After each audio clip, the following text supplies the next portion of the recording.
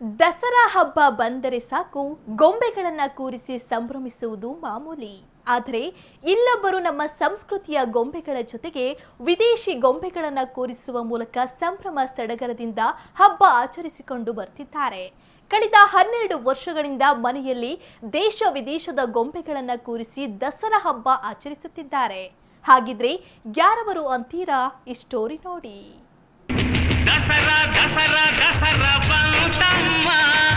ಕಳೆದ 12 ವರ್ಷಗಳಿಂದ ದೇಶ ವಿದೇಶದ ಗೊಂಬೆಗಳನ್ನ ಕೂರಿಸುತ್ತಿರುವ ಸುಮಂಗಲ. ದಸರಾ ಬೊಂಬೆ ನಿನ್ನನ್ನು ನೋಡಲು ನಮ್ಮೂರಿಂದ ಬಂದೆ ಕಣೆ. ದಾವಣಗೆರೆ ಎಸ್ಎಸ್ ಬಡಾವಣೆಯ ಬಿ ಬ್ಲಾಕ್ನಲ್ಲಿರುವ ಸುಮಂಗಲ ಮನೆ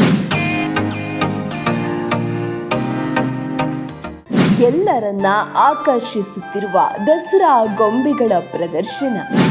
ಮೈಸೂರು ದಸರಾ ಎಷ್ಟೊಂದು ಸುಂದರ. ದಸರಾ ಹಬ್ಬ ಬಂದ್ರೆ ಸಾಕು ಮನೆಗಳಲ್ಲಿ ಗೊಂಬೆಗಳನ್ನ ಕೂರಿಸುವುದು ವಾಡಿಕೆ. ಅದೇ ರೀತಿ ದಾವಣಗೆರೆಯ ಎಸ್ ಬಡಾವಣೆ ಬಿ ಬ್ಲಾಕ್ನಲ್ಲಿರುವ ಮುರುಗೇಂದ್ರಪ್ಪ ಹಾಗೂ ಸುಮಂಗಲ ದಂಪತಿಗಳು ಕಳೆದ 12 ವರ್ಷಗಳಿಂದ ಮನೆಯಲ್ಲಿ ದಸರಾ ಬೊಂಬೆಗಳನ್ನ ಕೂರಿಸಿಕೊಂಡು ಬರುತ್ತಿದ್ದಾರೆ. ಆದರೆ ಅವರ ಮನೆಯಲ್ಲಿ ಚನ್ನಪಟ್ಟಣದ ಮೈಸೂರು ಗೊಂಬೆಗಳ ಜೊತೆಗೆ Africa, Nigeria, Europe, Sri Lanka, Singapore ಸೇರಿದಂತೆ 20ಕ್ಕೂ ಹೆಚ್ಚು ದೇಶಗಳ ಗೊಂಬೆಗಳನ್ನು ಕೂಡ ಪ್ರದರ್ಶನಕ್ಕೆ ಇಟ್ಟಿದ್ದಾರೆ.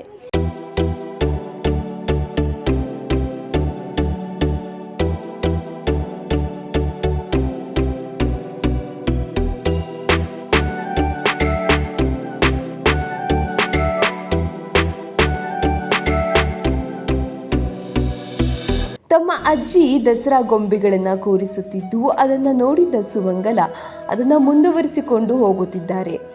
21 ವರ್ಷ ಆಫ್ರಿಕಾದ ನೈಜೀರಿಯಾದಲ್ಲಿದ್ದರು. ಈಗ ದಂಪತಿಗಳು ದಾವಣಗೆರೆಗೆ ಬಂದು ನೆಲೆಸಿದ್ದು ಅಲ್ಲಿನ ವಿಶೇಷತೆಗಳನ್ನು ತಮ್ಮ ಮನೆ ದಸರಾ ಬೊಂಬೆ ಪ್ರದರ್ಶನದಲ್ಲಿ ಪ್ರತಿಬಿಂಬಿಸಿದ್ದಾರೆ.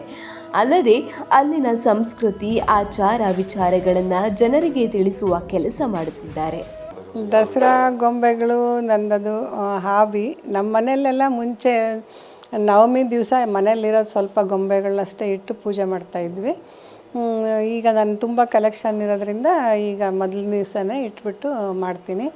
ಆದರೆ ಅದು ನನಗೆ ಚಿಕ್ಕಂದಿನಿಂದನೂ ಹಾಬಿ. ಅಜ್ಜಿ ನನ್ನ ತಾಯಿ ಮನೆಯಲ್ಲಿ ಅಜ್ಜಿನೂ ಈ ಥರ ಮಾಡ್ತಾಯಿದ್ರು ಗೊಂಬೆಗಳು. ಅಜ್ಜಿ ಹತ್ರನೂ ಈಗ ಸುಮಾರು ಕಲೆಕ್ಷನ್ ಇತ್ತು. ಎಲ್ಲ ನಮ್ಮ ಕಲ್ಚರ್ದು, ಇಂಡಿಯಾದ ಗೊಂಬೆಗಳು, ಮರದ ಗೊಂಬೆಗಳು, ಮಣ್ಣಿನ ಗೊಂಬೆಗಳು ಆ ಕಾಲದ್ದು ತುಂಬ ಇತ್ತು. ಅಜ್ಜಿಗೂ ತುಂಬ ಇಂಟ್ರೆಸ್ಟು ಗೊಂಬೆಗಳ ಬಗ್ಗೆ. ಆ ಕಾಲದಲ್ಲಿ ಎಲ್ಲಾದರೂ ಜಾತ್ರೆಗಳು, ಯಾತ್ರೆಗಳು ಹೋದತ್ರೆಲ್ಲ ಗೊಂಬೆಗಳು ತರ್ತಾಯಿದ್ರು. ಹಾಗಾಗಿ ಅಜ್ಜಿ ನೋಡಿಬಿಟ್ಟು ಅಜ್ಜಿಗೆ ಹೆಲ್ಪ್ ಮಾಡಿ ನನಗೂ ಅದೇ ಒಂದು ರೂಢಿ ಆಗೋಗಿದೆ ಗೊಂಬೆಗಳಿಡೋದು. ಮತ್ತು ನಾನು ಎಲ್ಲಿ ಹೋದ್ರೂ ಅಲ್ಲಿದೊಂದು ಮೆಮೊರಿಗೋಸ್ಕರ ಅಂತ ಒಂದು ಗೊಂಬೆಗಳು ತಂದಿರ್ತೀನಿ. ಚಿಕ್ಕದು ದೊಡ್ಡದು. ಹೆಚ್ಚಾಗಿರೋದು ಆಫ್ರಿಕಾದ್ದು, ನೈಜೀರಿಯಾ, ಘಾನಾ, ಜಾಂಬಿಯಾ, ತಾಂಜೇನಿಯಾ ಅಲ್ಲದೇ ಎಲ್ಲ ಇದೆ. ನೈಜೀರಿಯಾದ್ದೇ ಹೆಚ್ಚಿರೋದು, ಯಾಕೆಂದರೆ ನಾವು ನೈಜೀರಿಯಾದಲ್ಲೇ ಒಂದು 20 ವರ್ಷ ಇದ್ವಲ್ಲ, ಹಾಗಾಗಿ ಹೆಚ್ಚು ಕಲೆಕ್ಷನ್ ನೈಜೀರಿಯಾದ್ದು.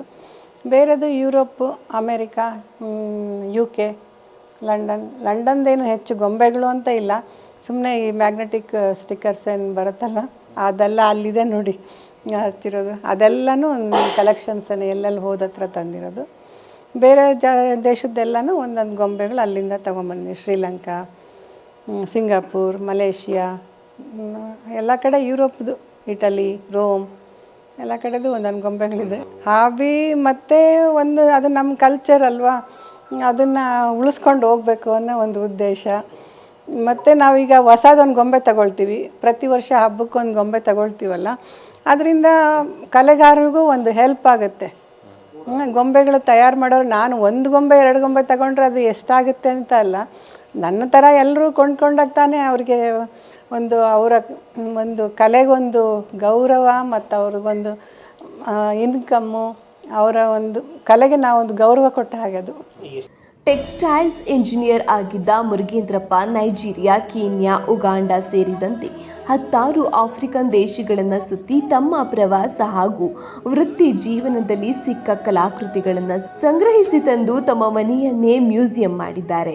ಅಷ್ಟೇ ಅಲ್ಲದೆ ಸುಮಂಗಲ ಸುಮಾರು 20ಕ್ಕೂ ಹೆಚ್ಚು ದೇಶಗಳನ್ನು ಸುತ್ತಿದ್ದು ಹೋದಲ್ಲೆಲ್ಲ ಒಂದು ಗೊಂಬೆಗಳನ್ನು ತೆಗೆದುಕೊಂಡು ಬಂದು ದಸರಾ ಗೊಂಬೆಗಳ ಪ್ರದರ್ಶನದಲ್ಲಿ ಇಟ್ಟಿದ್ದಾರೆ. ಈ ರೀತಿ ದಸರಾ ಸಂದರ್ಭದಲ್ಲಿ ಅವುಗಳನ್ನ ಸ್ಥಳೀಯರಿಗೆ ಪರಿಚಯಿಸಿದ್ರೆ ಅಲ್ಲಿನ ಸಂಸ್ಕೃತಿ ಪರಿಚಯವಾಗುತ್ತದೆ ಎನ್ನುತ್ತಾರೆ ನಿವೃತ್ತ ಇಂಜಿನಿಯರ್ ಮುರುಗೇಂದ್ರಪ್ಪ. 12 ವರ್ಷದಿಂದ ಇಡ್ತಾ ಇದ್ದೀವಿ. ನಮ್ಮದು ಹಾಬಿ ಏನಪ್ಪ ಅಂದರೆ ಯಾವ ದೇಶಕ್ಕೆ ಹೋಗ್ತೀವೋ ಆ ದೇಶದ್ದು ಏನು ಸ್ಪೆಷಲ್ ಗೊಂಬೆಗಳು ಅವನ್ನ ತೊಗೊಂಡು ಬರ್ತೀವಿ. ಹತ್ತಿರ ಒಂದು 20 ದೇಶದ ಗೊಂಬೆಗಳಿದೆ. ಅಮೇರಿಕಾ, ಯುರೋಪ್ನಲ್ಲಿ London, Paris, Brussels, Germany, Switzerland, Italy. ಕೆಳಗಡೆ ಬಂದರೆ ಶ್ರೀಲಂಕಾದಿಂದ ಸಿಂಗಾಪುರು, ಆಮೇಲೆ ಥೈಲ್ಯಾಂಡ್, ಮಲೇಷ್ಯಾ, ಕಾಂಬೋಡಿಯಾ, ವಿಯೆಟ್ನಾಮು. ಆಮೇಲೆ ಆಫ್ರಿಕಾ ತಗೊಂಡ್ರೆ ನೈಜೀರಿಯಾದೇ ಮೇಜರ್ ಇರೋದು. ಅಲ್ಲಿಂದ ಬೆನಿನ್ ರಿಪಬ್ಲಿಕ್ ಅಂತ, ಅದ್ರ ಪಕ್ಕ ಗಾನಾ ಅಂತ ಇದೆ, ತಾಂಜೇನಿಯಾ, ಆಮೇಲೆ ಕಾಂಬೋಡಿಯಾ, ಕೀನಿಯಾದಲ್ಲಿ ಅಲ್ಲಿ ಸಫಾರಿ ಹೋಗಿದ್ವಿ. ತಾಂಜೇನಿಯಾದಿಂದನೂ ಸಫಾರಿ ಹೋಗಿದ್ವಿ. ಅಲ್ಲೇ ಏನು ಸ್ಪೆಷಲ್ ಇದೆ ಕಮ್ಮಿ ಎಲ್ಲ ತೊಗೊಂಬಂದಿವಿ ನಮ್ಮ ಕೈಲಿ ಆದಷ್ಟು. ನಾವು ಮಿನೇಚರ್ ಕಲೆಕ್ಟ್ ಮಾಡೋ ಒಂದು ಹಾಬಿ ಇದೆ. ಚಿಕ್ಕದೆಲ್ಲ ತುಂಬ ನಮ್ಮಲ್ಲಿ ಐಟಮ್ಸ್ ಇದೆ. ಇಂಡಿಯಾದೂ ಕಮ್ಮಿ ಎಲ್ಲ ಕಡೆ ಟ್ರಾವೆಲ್ ಮಾಡೀವಿ. ಎಲ್ಲ ಕಡೆದೂ ಇದೆ ಕಡಿಮೆ, ಯಾವುದು ಬಿಟ್ಟಿಲ್ಲ. Almost we travelled complete. ನೇಪಾಳಕ್ಕೆ ಹೋಗಿದ್ವಿ, ನೇಪಾಳದಿಂದನೂ ತೊಗೊಂಬಂದಿವಿ. ಈಗ ಉಳಿದಿರೋದಂದರೆ ನಮಗೇನೋ ಒಂದು ಖುಷಿ. ನಾವು ಬರೀ ನಮ್ಮ ದೇಶದ್ದೊಂದೇ ಅಲ್ಲ, ಹೊರಗಿಂದನೂ ಇಡಬೇಕು. ನಮಗೇನು ಖುಷಿ ಅಂದರೆ 4 ಜನಕ್ಕೆ ನಮ್ಮ ಒಂದು ಕಲ್ಚರ್ ಗೊತ್ತಾಗಬೇಕು ಅಂತ. ಸಾಮಾನ್ಯ ಮಕ್ಕಳು ಬಂದ್ರಂತೂ ತುಂಬ ಖುಷಿ ಪಡ್ತಾರೆ. ಅವನ್ನ ನೋಡ್ಕೊಂಡು ನಿಂತೇ ಬಿಡ್ತಾರೆ ಅವರು. ದೊಡ್ಡವ್ರಿಗೂ ಇಷ್ಟ ಆಗುತ್ತೆ. ಜೊತೆಗೆ ಅದೊಂದು ಕಲ್ಚರ್ ನಡೆಸ್ಕೊಂಡು ಹೋಗೋಣ, ನಮ್ಮ ಒಂದು ಸಂಸ್ಕೃತಿನ ಉಳಿಸೋಣ ಎಂಬ ಒಂದು ಭಾವನೆಯಿಂದ ಮಾಡ್ತಾಯಿದ್ದೀವಿ. ಆದರೆ ತುಂಬ ಟೀಡಿಯಸ್ ಆಗುತ್ತೆ ಅದನ್ನೆಲ್ಲ ಜೋಡಿಸೋದು, ಆಮೇಲೆ ಅದನ್ನ ಪ್ಯಾಕ್ ಮಾಡೋದು, ಅದನ್ನ ತೆಗೆದಿಡೋದು. ಅದು ನಮ್ಮದು ಪಾರ್ಟ್ ಆಫ್ ಲೈಫ್ ಅಂದ್ಕೋತೀವಿ. ನಮಗೆ ಖುಷಿ ಸಿಗುತ್ತೆ ಅದರಿಂದ.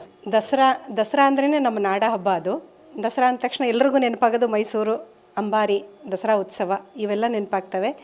ಅದನ್ನು ನಮ್ಮ ಮುಂದಿನ ಜನ್ರೇಷನ್ಗೆ ನಾವು ತೋರಿಸ್ಕೊಳ್ಬೇಕು ಅಂದರೆ ಅದ್ರ ಜೊತೆಗೆ ಹಿಂದಿನ ಏನು ನಮ್ಮ ಹಳಬರೇನು ನಮ್ಮ ಗೊಂಬೆ ಕೂರಿಸೋದನ್ನು ಒಂದು ಪದ್ಧತಿ ಅಂತ ಮಾಡ್ಕೊಂಡಿದ್ರು, ಅದು ಆ್ಯಕ್ಚುಲಿ ಮಕ್ಕಳ ಕೈಯಲ್ಲಿ ಮಾಡಿಸಿ ಅವರ ಆನಂದಕ್ಕೆ ಮಾಡಿಸಿ ಇಡ್ತಿದ್ರು. ಮತ್ತು ಆ ಮಾಡಿದ ಮಕ್ಕಳೇನು ಗೊಂಬೆಗಳನ್ನು ಮಾಡ್ತಿದ್ರು ಅವುಗಳಿಗೊಂದು ರೆಸ್ಪೆಕ್ಟ್ ಕೊಟ್ಟಂಗೆ ಆಗ್ತಿತ್ತು ಅನ್ನೋ ಕಾರಣಕ್ಕೆ, ಮತ್ತು ಅವ್ರಿಗೆ ಪ್ರೋತ್ಸಾಹ ಕೊಟ್ಟಂಗೆ ಆಗುತ್ತೆ ಅನ್ನೋ ಕಾರಣಕ್ಕೆ ಇಡ್ತಿದ್ರು. ಅದ್ರ ಜೊತೆಗೆ ಈಗ ದಶಾವತಾರ ಅಂತ ಇಡ್ತೀವಿ, ಅಷ್ಟಲಕ್ಷ್ಮಿಯರು ಅಂತ ಇಡ್ತೀವಿ. ಅವೆಲ್ಲವೂ ನಮ್ಮ ಹಿಂದಿನ ಏನು ಪುರಾಣ ಕಥೆಗಳು ಮತ್ತು ಅವುಗಳ ಬಗ್ಗೆ ನಮ್ಮ ಮಕ್ಕಳಿಗೆ ನಾವು ತಿಳಿಸ್ಲಿಕ್ಕೆ ಒಂದು ಸುಸಂದರ್ಭ ಇದು.